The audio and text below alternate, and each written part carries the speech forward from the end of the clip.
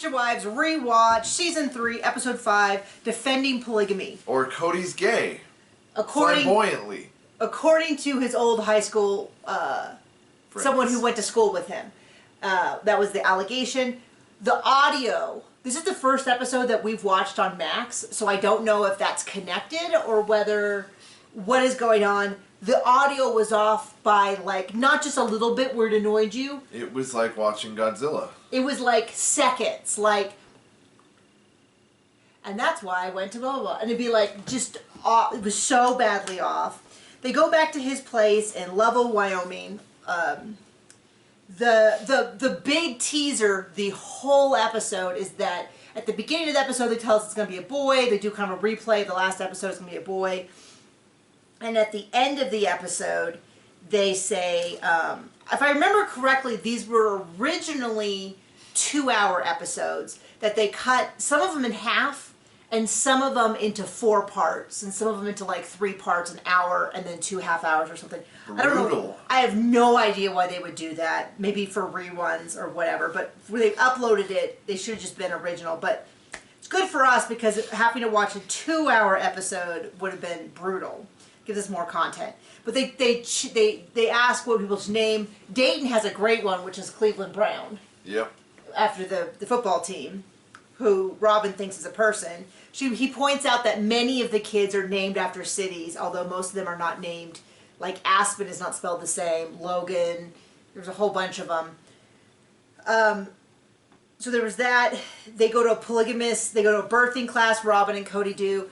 I get so like roll my eyes because it's Cody's like everywhere he goes. He's like, oh, we're the only polygamists in the birthing class. We're the only. We're like, we get it. We get it. You're such a special little snowflake because you're a polygamist. Like, but that doesn't inherently make you interesting, which is funny. I think, and that's got to be the only reason he went to that, was to stand out. This is going to be our 17th. How many birthing classes did we go to? We went to none, but there were none close by. I would have gone to one. I would have gone to some if we had been somewhere nearby. What? I mean, you make it sound like I'm so much better at giving birth than other people. I'm not. I had a C-section, so can't even really rate me on that. I don't know. I kind of think that's better. Well, it was certainly... For us, it certainly was. For us, it was certainly the right point because everyone came out alive, as opposed to possibly dead. And I almost certainly... The doctor said, yeah, you could have tried the old-fashioned way, but it never would have worked. And we would have had to do the C-section anyway. And I had adherence inside, which meant that they would have been, even if the baby had been able to be born, there would have been complications afterwards. But he wouldn't have been able to.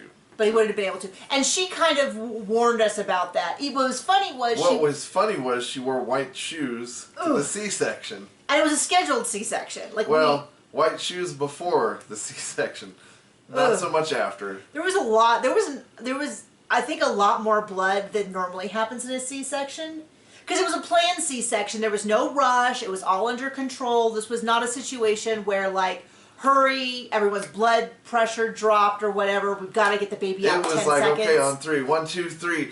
And then somebody dropped a jar of, Knott's Berry Farms strawberry jam on her shoes. I did not see that part. That's what I saw. I didn't see that part. John was not thrilled with being in the room with me. I was not. He joked he wasn't going to be, and I said, over my dead body, you're going to be there with me? You got me into this mess? So you say. Oh, gosh. I had a very good birth experience, but like I said, before the week before, because I was a geriatric pregnancy, and I put that in quotes because it's so offensive, but it was true. She didn't want me to go full term. She wanted me to go somewhere around 39 weeks because of some new research that was coming out. And she said we could try inducing, we could try this, but she had some real concerns because of the baby's size that it wouldn't have worked. We would have to have a C-section regardless. And so I kind of felt like his big old head was not going out the right way. Yeah, and so we made the choice to just have a planned one. As I told the story before, maybe 20 minutes in, I told John I didn't want to do it. As we're on our way. That I did not want to go. Maybe we should just go home. My mother-in-law. To which I very smartly replied, "Okay, honey, anything you want." As I continued to drive to the hospital. I said, "No, John, I'm serious. I'm Okay, serious. honey, I'll just turn around." No, John, you're not listening to me. No, I understand. And I just, yeah, and I was like laughing and everything, but I definitely was feeling that. I was definitely like, no, I don't know. I don't think your anxiety was as bad as when you got LASIK. No, when I got LASIK. That was really like, oh, I don't know if she's going to get LASIK. So it didn't go well, not the doctor's fault. So they gave you, was it Valium? Just something like that. They give you like a Valium just to relax you, all of this. You know how when sometimes things just go the opposite of the way they're supposed to go? They gave me a Valium to relax me, and then I felt that I wasn't relaxed enough, and I started crying because I said, "Oh no, John, the Valium's not working. I don't think I can do this because I'm supposed to be relaxed because of the Valium." And I think they gave her more. And the lady came in, and they had like already done some stuff around my eyes, and she comes and goes, "Oh dear me. Oh, it looks like we're having some trouble in here." And I'm like, "I don't think the Valium's working. I don't feel relaxed at all." She's like, "Okay, honey." I mean, I think clearly the Valium was severely affecting me. Yeah, not the right way. But it was one of those, it was very much like the drunk girl who insists she can't feel the alcohol, and everyone else is like, "I think you've actually felt too much." So anyway, they gave me a second Valium. That one I definitely could tell was affecting me, and then my fear came from the fact that I couldn't feel the Valium. I thought I couldn't feel the Valium. Anyway, little gross here. So they take and they push this thing up against your eye, and when they do that, your vision goes black because like when you push in your eye, well, apparently when they pushed on my eye was like, "Ooh, we're gonna go back here." And so they kept doing it, and finally the doctor said, if you continue to roll your eye back in your head, we're not gonna do the surgery. And I was like, oh, I had no idea I was doing that. I'm like, "I'm so sorry, I had no idea I was doing that." I was probably more like, "Oh no, oh, I'm so sorry, I had no idea. I'll stop, I promise." I was probably more like that, but in my head it was like, "Oh, I apologize, doctor, I had no idea I was doing that. I'll be more careful in the future." And then they did the surgery, it was fine, but then the white of my eyes was like solid red the next day because they kept putting it on and taking it off and putting it on and taking it off. But it went well otherwise. Yep. I was goofy as heck going home. Both counts. And I have pretty good vision now. It's just starting to hit its expiration date. Maybe you just need some Valium. Maybe just some Valium. I don't remember what that was about. Birthing classes. So anyway, of all the people that need birthing classes, somebody who's already got 3 kids and somebody who's had 16. Yeah, it definitely. And then they did the whole thing where they were like, you know, the master students in class. Why do we talk about relationships in birthing classes? Because when you have a child with someone that you're not getting along with, it's bad for the child. Okay, Robin, we get it. We get it. Cody's so much better than your ex-husband. You know, the thing I was looking forward to the least with having a baby with you? What? I thought you were going to make me read a bunch of books.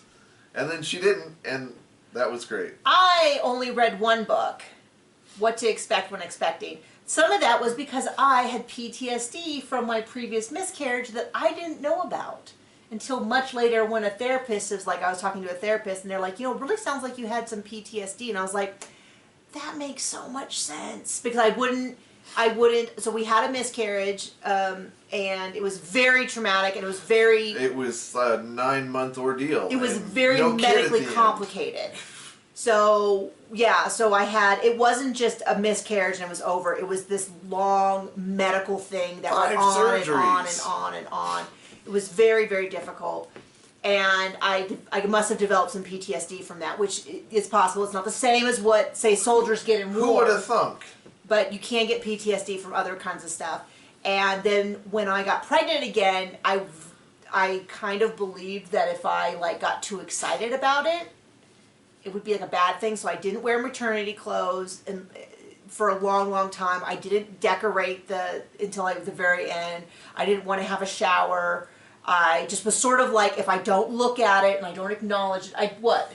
Shower? You showered regularly. No. I didn't have a baby shower. Oh!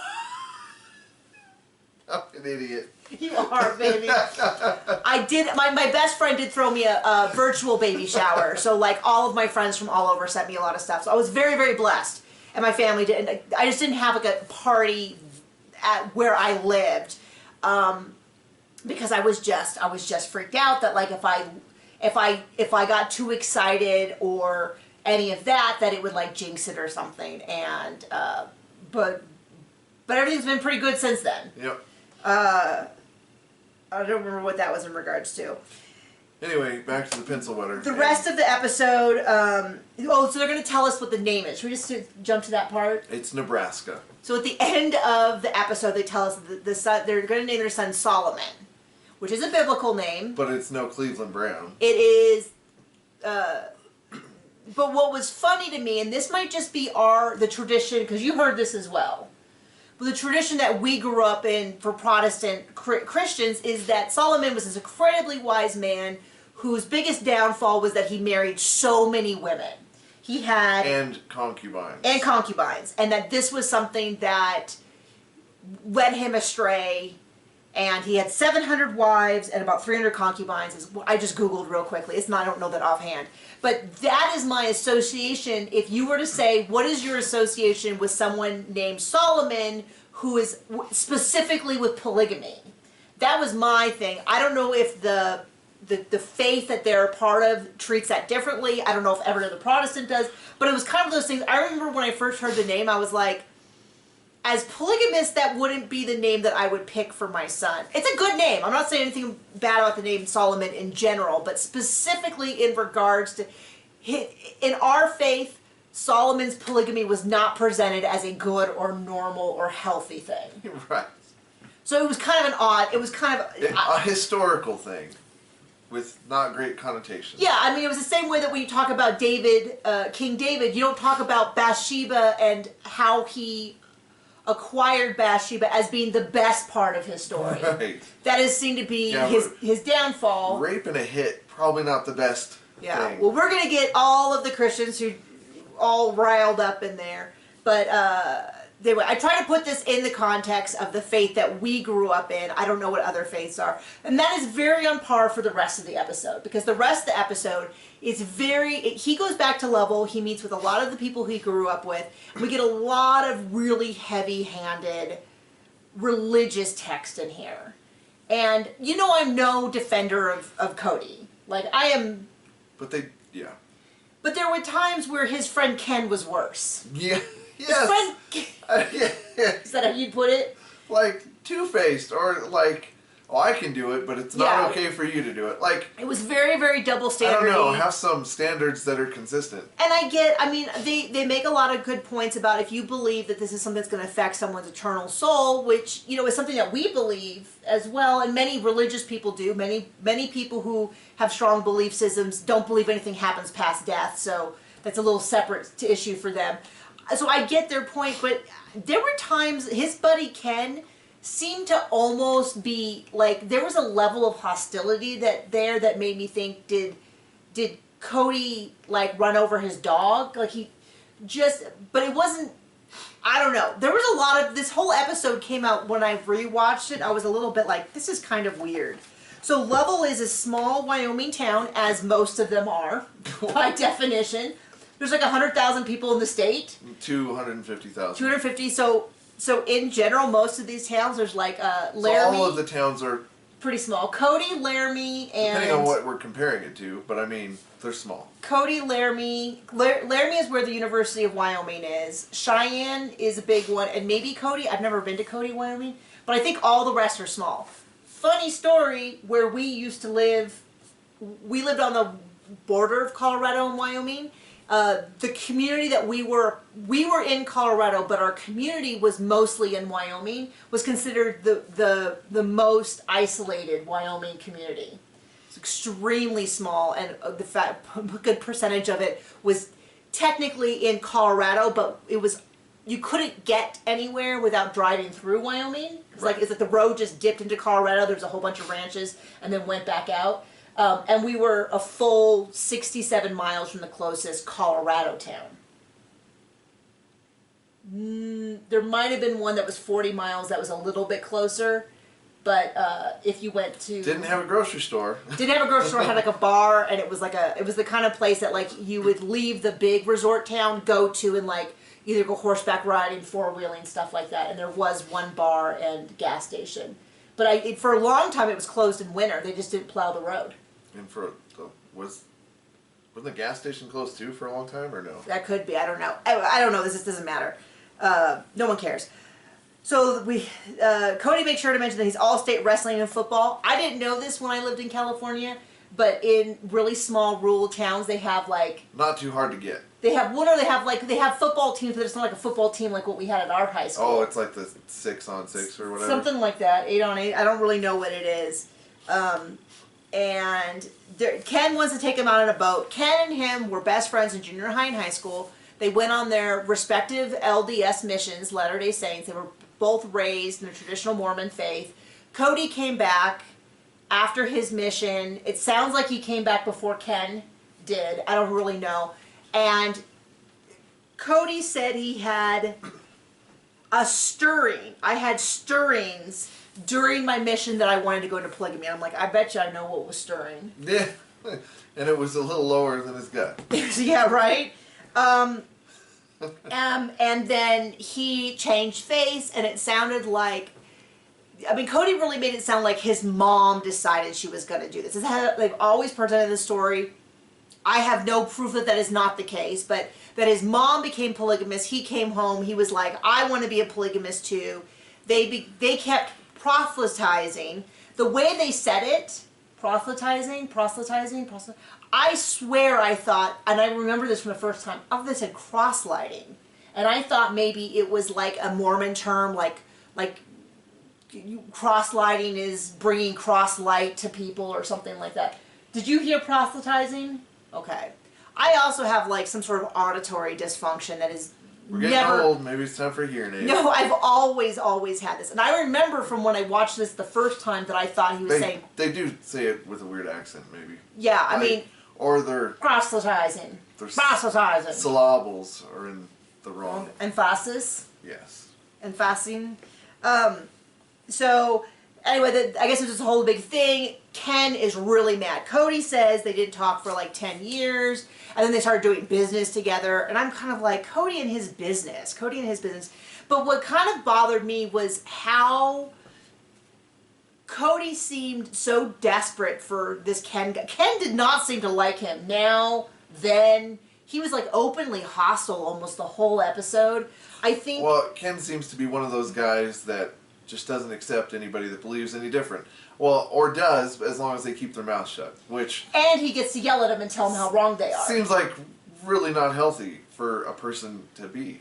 Well, and it seemed like he was okay, you know, he was fine with just saying, well, you're wrong and you're going to hell and all that, and I was like, whoa, But okay. when he was called to the carpet from another person saying, so you go and you do your proselytizing in your faith, Yeah, but nobody else can do it because it might confuse you? Yeah, so he's like, well, it's different because you take my faith and you, like, stir it. I remember being a kid and being like, I don't understand how a lot of these really big wars that happened between basically sects of the same faith. Like, they both believe the same God and almost all the same things, but they will kill thousands and millions of people or hundreds of thousands or whatever over small differences. And I was like, now I'm an adult, I see it all the time where it's like, it seems that sometimes the people that they hate the most are the people who believe 99% of the same things. And then they're like, there's that joke about like, oh, are you Southern Baptist? Or are you convention of this or that? You know, are you this or pre-1850 or post-1850? And then they go, oh, die, heretic. You know, when they disagree on one thing. I butchered it. It was, gosh, what is that lady's name? Janine Robertson? She's a Christian, and she's older, and she does stand-up, and she's really funny. I think I had, she has that one about they go on this terrible rafting trip, and even the Baptists were drinking, or even someone was drinking, and they're like, out here it doesn't count, because it was this awful. They were on this beautiful rafting trip, and it ended up being just like 5 days of torture, like military training kind of level thing. I don't know. I'll look up her name, maybe, or I'm sure someone knows. She has a great one about she sent her accountant her engineering husband that she calls Left Brain to the store, and she wrote up a list, and she numbered the list, and he thought the numbers were... Wow, that's something I would do. So he's like, so it starts off with like 1 box, and then it's like 2 things of 7-Up, and then 3 things of 5 pounds of sugar, and then a partridge in a pear tree. 5 dozen eggs, like that kind of thing. And she's like, what happened? He's like, I know what I did. I realized what was happening when I was in the checkout line. But I didn't want to admit what happened, so we're just going with it. She was making like pound cake or something. Oh, man. Sorry. And I've now done the worst version of that joke, but she's very funny. I haven't heard all of her stuff, so she has some really... So what do they ask now? Are you Baptist or are you mega Baptist? I don't know. Yeah, I don't know. So anyway, they start talking to family people, and the number of times... So I have direct quotes. Cody loves the limelight was one. And then Cody had to be the center of attention all the time. These are quotes by his friends. These are his friends. I'm not at all surprised he did polygamy because it's a built-in way to be the center of attention.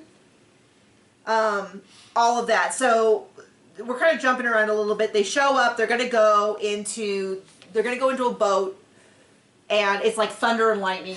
And so they say, well, maybe not. Which is the best time to go boating. Yeah, I looked it up. They said your chances of being struck by lightning are 1 in a million. If you're in a boat, it's 1 in 1,000. And I was like, wow, that is a really significant. It's 1,000 times more likely to happen. You mentioned, I didn't know this. Apparently, our neighbor's been struck by lightning. 2 or 3 times. Yep. I dated a guy in college. I think I've told this story before. His name was Shad, which his mom thought was a cool name, but apparently years later his dad admitted it was named after the fish, which is like a bait fish, Shad. It's a cool enough name. I assumed it was short for Shadrach, which is a biblical name. But he had been struck by lightning twice. Once out hiking. And the second time when he dated you? No, second time he was the DJ at a roller skating rink. He's a nice guy, by the way. I mean, if you know a Shad who was from Prescott, Arizona, who was struck by lightning, had really hairy arms when I knew him. Maybe that's changed with age. But nice guy. I have nothing bad to say about him. But the second time he was at a roller skating rink because he was a DJ at a roller skating rink, and he had the door open, like yelling for some kids to come inside because of the really bad thunderstorms. And he got struck by lightning at the door and got knocked backwards in there like 30 feet, and no one could come get him because there was like a tornado or something, blood from his ears and stuff. I might be mixing up the story a little bit, but I always wondered if the fact that he was on roller skates helped not kill him because they provide a little bit of insulation. Was he a DJ or was he roller skating? Well, or was he a roller skating DJ? Okay, when you are a DJ at a roller skating rink, you are normally doing everything. You are normally roller skating, and at least good to know. I knew him. Never would have thought. I mean, that. John. Yeah, because they'll put on a song, and then they'll like maybe roller skate around, and they have like the ref shirts on. This is tell me if it's different in your state. But that was my. When was this? Like 1960? 1942. So I don't mess around, but. Janelle's like, I don't like thunder and lightning, like I want everyone to be safe. Because she's got a brain. And then Cody, of course, is walking hand in hand with Robin. And he's like, are you scared of going out in the lightning? And she's like, well, not really. And he's like, I'm not either. She's like, I think Janelle is. And I was like, so typical. She's got to earn those little points with Cody, because they're already leaving. So I kind of felt like that was just her saying like, oh, I know this will win brownie points with Cody. You know, oh, boo, Janelle's ruining our fun. I'm not scared. I'm like, okay, lady. You're scared of, like, a high rock for the kids, but you want to put them out in the middle of... So, of all the vehicles they have between the family and everybody, what they took to this trip was a Mormon bus. You know, those white vans with, like, a bunch of passengers. Also called a 15-passenger van. Okay. Well, I only know them as a Mormon bus. An SUV... And to top it all off, and driving in the front... It looked like they also had a very, very, very beat-up sedan. Well, I didn't see that. Because the paint was peeling. But in the front was Cody in his convertible.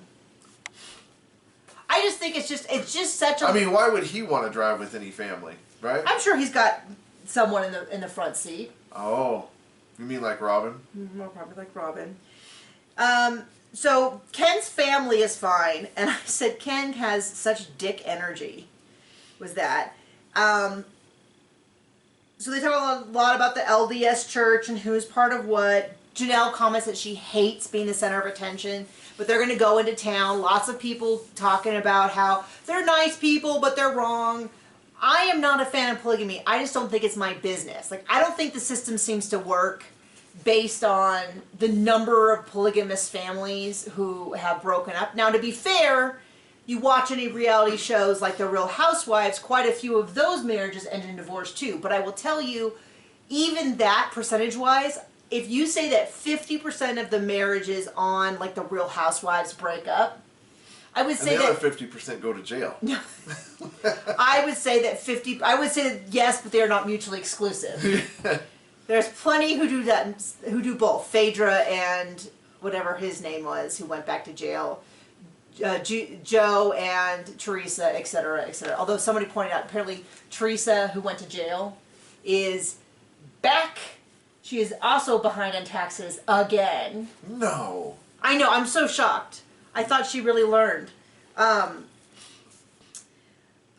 forgot my point. Oh, but I'd say that so far, like 100% of the polygamous marriages that we've seen, have ended up breaking up. That we've seen these big, famous polygamous relationships. So I don't know. It's still not my business, but this is my point. It's not really my business. Yeah, I mean, are you in a polygamous relationship? Good for you. I don't care. You can tell us in the comments about how it works for you. Like, it doesn't... Because I'm not saying it's not my business. I don't want it. I'm not going to tell you it's not going to work. I'm not going to tell... Because guess what? Still don't care. I'm always concerned about abuse, whether it's a monogamous or polygamous relationships, whether it's against a spouse or a child. That's a totally separate issue. But well, but my point is that I'm not... What I've seen of polygamous relationships, I don't see how... No one's proven to me that it's been this great thing for women or children. But I'm not saying that it's always bad either. I just don't know. Especially... And also, we're talking about U.S. polygamy. I don't know what it's like in Canada, Mexico. Certainly don't know what it's like someplace like Africa, Asia. From what I hear, it's common. We had friends who lived in Papua New Guinea who said that they knew they knew several polygamous couples because they were Christians. one was a pastor. One was a pastor. His wife was dying. What? His wife was dying. That you knew? That I know of. And the caretaker he fell in love with, and so he married her. Stopped being a pastor for that time, and then his wife passed, and I don't know what happened after. Oh, I didn't know that story. The story I had heard was that in many cases there were men who had two wives who became Christian, and even though they felt that it was maybe not in line with their faith, leaving one of their wives would essentially make them homeless and abandon them, and they'd be destitute. So they were like, in this case, it's the most ethical thing is to continue to honor the commitments that you've made. I don't know. I mean, you tell me that, you go, okay, that kind of does seem like the way of making sure that you take care of people you made a commitment to. I don't know. We don't really know. No, well, I guess I would say no one asked for John and Nikki's opinion, except by definition that's what this channel is. So yeah, I guess that's a little bit of a lie. Ooh, John and I started working out again. Says who? And I'm a little sore. My hips are a mess because I sit so much. Ken seems, and so they go around, they meet people. There's the gal who's like, we all thought he was flamboyantly gay. And then there was a lot of people who were like... And then they show him in a dress, and some other pictures that were not noteworthy. And because he was in theater. And she says he was always flipping his hair, and this and that. And a lot of people talked about how Cody was always had to be the center of attention. This is a quote that I remember from the very first watch, and it sunk incredibly deep into my head because I watched the whole rest of the series with that quote as a filter. Because when you hear that Cody has always had to be the center of attention, and like they called him the annoying guy who always had to be the center of attention. I'm shocked. I know. And then you use that lens to look at every party, every event, everything they do. Every kid's birthday, every wedding. Every episode, every wedding, everything. You just go, I see it. I see. That's the theme of every event after this, is he has to be the center of everything. The births, like when Robin gives birth, and he's like, shh, you should do this, you should do that. When Maddie gave birth, and he had to be like right in there. Not so much when, was it Janelle? When he missed the birth? No, that was Christine. Oh, whatever. No, but when she went to the doctor, and he's like, so what about Mary's infertility? And the doctor was a little bit like, well, we're kind of talking about Christine right now. I mean, it's a little unusual to talk about a different, when you're here for the wife kind of thing. No, we weren't there for her. We were there for Cody. Yeah, so when you start realizing that and then he thinks this show is all about him, that has been something that I have always, I will never do a better recap or better summarize the situation than that one lady did when she was talking. But yeah, Ken's getting off about how, oh, well, your mom came and tried to talk to my mom, and you started really pushing, it'd be different if you didn't proselytize everywhere and proselytize and all this stuff. Like, bro, proselyte is what get over yourself. Yeah, and that's when the lady was like, other people have other views and other opinions, and it's okay to agree and disagree, and we used to, when we lived up north, and there was a long period of time where I was like basically home all the time. The Jehovah's Witnesses used to come. And I used to happily talk to they had like a younger guy who was a convert, and I would talk to him for quite a while, and they actually made him stop coming. Because I was like, he'd ask me questions, and I'd be like, actually, it's like, well, why do you think this? And what about this? What about that? Yeah, and I'd be like, oh, well, why don't you tell me what you believe? And then I'd be like, oh, and then I would tell my stuff. I'm not saying I'm not trying to present this like I was so convincing he changed faith. It's just I don't think they were. They weren't ready for what we had. Well, he wasn't for sure. He wasn't. He was very new. He didn't understand most of it, and he started going at one point. Started going, that's a really good point. And they're like, okay, Tommy, you probably should get going. But I was very polite, I don't, I was like, hey, I was welcome to talk. I was very interested in hearing what he believed. It wasn't going to probably convince me to change what I believed in general, but, I was happy to talk to him. But yeah, that was the last time I saw him. Yep. But yeah, but they're very much, I do believe you should be able to believe what you believe, as long as we're not talking about things like you can marry a 9-year-old or something. I'm like, oh, no, that's a little different. But if we're talking about, I think we should be good people because of this, or I think I kind of feel like we should just kind of let people be. But yeah, then Ken was trying to make it sound like as though Cody isn't immoral, and that's when the friend in the group says, well, you said you went on a mission, so why are you allowed to share what you believe, but Cody isn't? And he's like, well, that's different because, we grew up or something. And I'm like, okay, whatever, dude. Okay, we're not going to make any progress here. Those in glass houses. Then there was some gal who in town who was like, I don't think they should be here. They make it seem like that we here in town think that polygamy is okay, or that it started here. And I thought, nobody thinks polygamy started in Wyoming.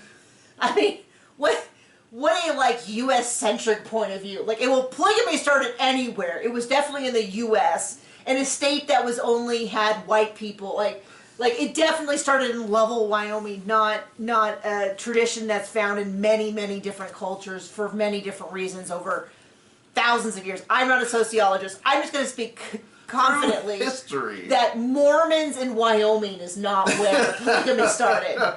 I'm just going to go out on a limb. I don't know if you're a Mormon from Wyoming. The education system failed that person. I'm going to say if you're a, and it's like, no, and I don't think they've never mentioned Lovell, Wyoming until now on the show. Well, I think they mentioned it once when they went to go visit, but no one's presenting it as though everyone in Lovell is a polygamist. I don't know. We actually just were discussing because we were like, we don't understand how Joseph Smith had multiple wives and founded the LDS. But anyone else does now goes to hell, according to whatever his friend's name is. I don't know. I'm sure that someone who is LDS or Mormon could explain this to us. I am certainly not going to. I am certainly not going to say that I'm an expert, but I did find that a little strange. What was weird to me is how Cody was like so differential to his friend Ken, and I'm like, Ken's kind of a dick. Well, I don't know. I guess excuse my language. When you're a bird of a feather. And then there's a lot of people who are like, it's not really my business. It's not really. And then Ken's like, but we worry about his soul because he's going to hell. And I'm like, okay. I didn't know it was between him and Ken. I thought it was between him and God. Yeah, I mean, and I don't know. I mean, every faith has their in our faith we call them salvation issues, which is like there's things that you can get wrong and still be saved, and then there's things that are like, you know, like in our faith you believe that Jesus is the Son of God, fully man, who died and rose again. Like that's one of the tenets of our faith. That's sort of a salvation issue, and you would say if someone doesn't believe that, our faith wouldn't consider them Christian. I mean, I guess you could consider yourself Christian. I don't really know. I'm not in charge of deciding who is saved. I'm glad it's not my decision. The older I get, the more I don't want it to be my decision. It's like that this is not that I want to be really careful not to imply that I know. Anyway. But that is not an acceptable approach to Ken. And the guy that was sitting to his left on the screen to the right did not feel that way. And that's when the brunette's like, well, why is it okay for Ken to share his faith and not for Cody? And we never got a really good answer on that. And that was kind of the end of the episode. Yep. A very religious heavy episode. And I had a lot of conflicting thoughts because I'm not crazy about Cody, but I also kind of didn't think Ken was was exactly the most light on a hill example of anything, and yep. You know, but there was a lot of people who were like, I am not surprised because Cody is so self-centered. He would need to have 4 wives centered on him and 20 kids. And when you look at that, it makes so much sense that he's estranged from so many of his kids. Because guess what? When you get to a certain age, you don't want your entire life to be about your dad. And how he needs to be the center of every decision, and he needs to be in charge of everything, and every event needs to be about him. And I wondered why it didn't. I wondered why, because I feel like in our relationship, I'm not just the star. But like, I don't know that I would. Well, I know that I wouldn't want to be in a relationship where I was like just the +1 to everything we ever did was just all about you. I know that. That doesn't sound fun. You don't feel that way about me, do you? Because sometimes I feel like I'm a little selfish. I think we'll have a conversation after this a little bit. But anyway. I love you. I love you too. Okay, we'll see you later. Bye-bye.